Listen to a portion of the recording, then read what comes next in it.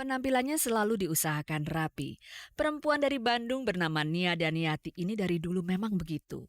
Bahwa kemudian ia menjadi penyanyi sudah dilakukannya sejak tahun 1973 ketika usianya baru 8 tahun. Memasuki SMP ia pindah ke Jakarta. Di ibu kota inilah orang industri musik menyimak bakat Nia sebagai penyanyi. Juga produser dan sutradara film tertarik kepadanya. Tahun 1980 ia main film berjudul Antara Dia dan Aku.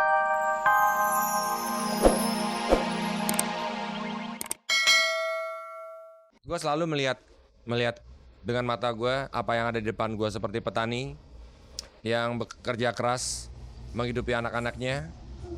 Dia memperlihatkan keringat butiran yang mengucur. Dik Doang yang menciptakan lagu untuk memberitahu anak-anak tentang kerasnya orang tua bekerja untuk menghidupi mereka. Tapi Dik sendiri tidak ingin anak-anaknya nanti menjadi penyanyi. Enggak. Aku merasa jadi orang biasa kalau anak-anakku seperti aku. Aku lebih bangga anakku menjadi seorang wartawan, seorang kameramen, seorang penulis. Bagaimana dengan Dik Doang sendiri? Setelah ia menjadi penyanyi, kemudian menjadi pembawa acara dan kini mencipta lagu anak-anak, selanjutnya apa lagi yang ingin dicobanya? Pemirsa, tentu saja Anda masih bersama Kabar Kabari, spesialis penyaji kabar-kabar seputar dunia artis dan hiburan. Sekarang simaklah yang ini. Femi Permatasari. Ia pemain sinetron dan juga event organizer yang sukses. Kegembiraannya pun bertambah karena baru saja ia dikaruniai anak. Tapi itu pula yang memaksanya untuk menolak tawaran-tawaran pekerjaan. Jadi sebenarnya sekarang kan saya baru 45 hari nih ngelahirin. Tawaran udah banyak banget, tapi kayaknya saya memutuskan untuk sinetron lagi mungkin bulan Februari atau Maret. Saya pengen ngurus anak dulu kurang lebih 3 bulan, 4 bulan deh gitu. Sesudah itu saya lanjutkan lagi karir saya di sinetron. Udah pasti itu. Di usianya yang 28 tahun, badan Femi rasanya tidak berubah setelah baru saja melahirkan.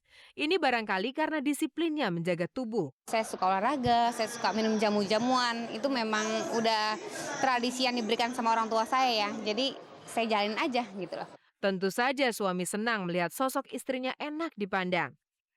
Tapi suami Femi rupanya bukan jenis yang suka mengungkap isi hati. Suami saya tidak pernah memuji sama sekali. Dia memang bukan tipe suami yang kamu cantik deh, kamu apalah, nggak bisa. Malah aku yang bilang, yang cakep nggak sih gitu. Baru dia bilang, lumayan. Udah cantik aja kayak begini masih bilang, lumayan gitu. Suami yang tidak pernah memuji tapi juga tidak pernah melarang Femi yang terkenal dengan busananya yang berani. Suka aja kok, dia serahin penampilan sama aku, terus dia percaya aja apa yang aku tampilkan setiap aku ada acara atau apa, itu yang terbaik buat aku. Satu hal yang menjadi perhatian Femi, ia selalu ingin tampak lebih muda. Oh harus gitu, harus. Kita harus selalu umur 28, kita harus seperti 18 gitu. Nanti saya umur 38 harus seperti 28 gitu dong, harus mudain 10 tahun gitu. Supaya suami tidak melirik sama yang lain gitu. Femi juga mengurus bayinya sendiri. Di samping sebagai ekspresi kasih sayang, juga sebagai sarana menjaga tubuhnya agar tidak melar. Ini bisa tampil cantik, bisa tampil ramping karena saya ngurus anak juga sendiri. Memang ada suster, tapi saya ngurus juga. Jadi dengan sendiri tidak usah BL, tidak usah apapun, bisa kurus sendiri karena kecapean. Nyatanya berat tubuh Femi sudah kembali normal meskipun baru beberapa minggu melahirkan. Pemirsa, lihatlah berikut ini. Akan saya perlihatkan sebuah cuplikan gambar untuk Anda. Pemirsa, ini Enno Lerian yang kami wawancarai beberapa waktu yang lalu saat ia syuting acara Ketoprak Humor.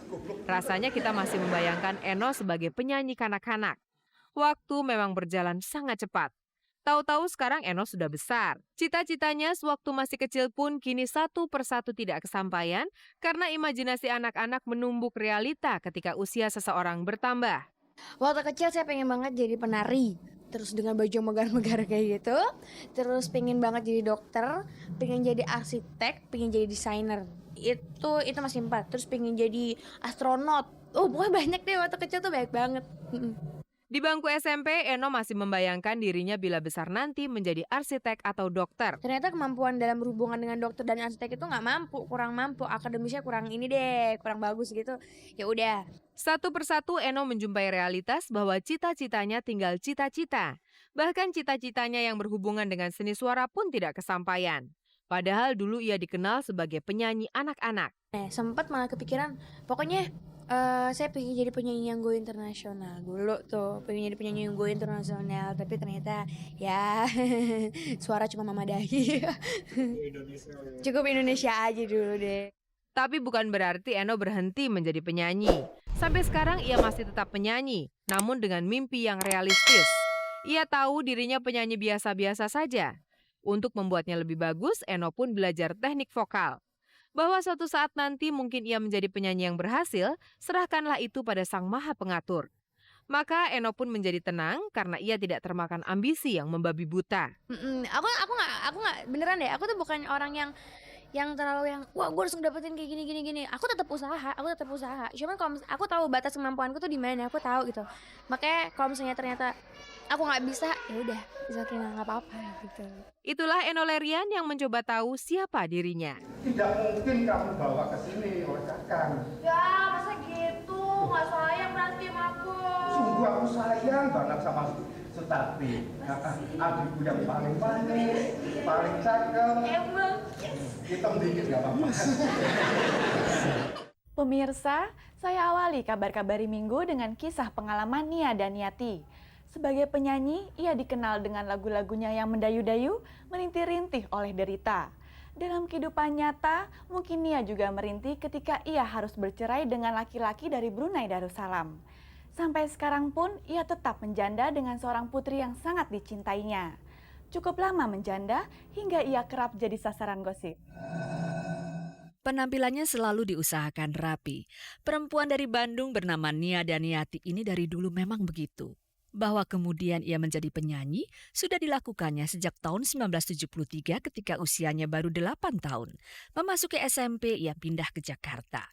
Di ibu kota inilah orang industri musik menyimak bakat Nia sebagai penyanyi. Juga produser dan sutradara film tertarik kepadanya. Tahun 1980 ia main film berjudul Antara Dia dan Aku. Pastilah ia bermain bagus.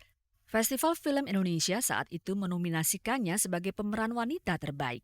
Tapi meskipun sudah sempat membintangi 4 film, jalan hidup Nia Daniati rupanya memang ke seni suara sebagaimana kita lihat sampai sekarang. Di awal tahun 80-an itu pula, Nia untuk pertama kalinya rekaman sebuah lagunya yang terkenal berjudul Sendiri Lagi. Di situ mulai terjadi saya rekaman untuk lagu pop yang remaja dan sampai saya bisa begini dari situ awalnya gitu. Album berisi suara Nia Daniati yang mendayu-dayu itu cukup laku di pasar. Kemudian tiba-tiba saja ia memperoleh imbalan materi yang sangat cukup di usianya yang baru 18 tahun. Saya itu mendapat bonus dari rekaman itu kurang lebihnya 30 juta. Kalau sekarang mungkin udah 300 juta saat saya umur 18 tahun. Saya nggak tahu uang ini mau dikemanain gitu loh. Yang ada saya, memang saya beli mobil, saya bikin rumah di Bandung saat itu. Terus saya jalan-jalan ke luar negeri. Dan hampir setiap album saya itu, saya mendapat bonus nggak jauh dari itu gitu, zaman hari itu ya. Tahun 82. Saya pun terkaget-kaget, orang saya paling besar biasa pegang uang 10.000 itu udah paling top. Ini tiba-tiba sekian puluh juta lah. Terima kasih Nia kepada Rinto Harahap tentu sangat besar. Rinto yang dikenal sebagai pencipta lagu-lagu laris itu tak terlalu keliru kalau disebut sebagai ketapel yang melemparkan Nia ke deretan penyanyi-penyanyi yang digemari masyarakat. Lagu ciptaan Rinto barusan sangat terkenal di tahun 1982. Dinyanyikan oleh Nia Daniati, konon kasetnya terjual lebih dari 1 juta keping. Sungguh jumlah yang sangat fantastis untuk ukuran sekarang. Nia yang sering berwajah sendu itu kipas-kipas menikmati hasilnya. Bisa nabung dan saya bisa jalan-jalan keliling Eropa gitu loh. Memasuki dasawarsa 90-an, Nia Daniati sudah menjadi penyanyi yang sangat berpengalaman. Malaysia dan Brunei Darussalam menjadi tempat-tempat jauh yang sering didatanginya untuk show. Di awal 90-an itu pula dalam turnya ke Brunei, ada seorang laki-laki di sana yang terpesona kepada Nia. Akhirnya saya bertemu dengan bapaknya anak saya, mantan suami saya. Yang mungkin pada saat di sana saya juga karena banyak yang mau kenalan, saya kan nggak satu persatunya siapa ini, yang jelas kita tahu nyanyi ya udah gitu, selesai aja.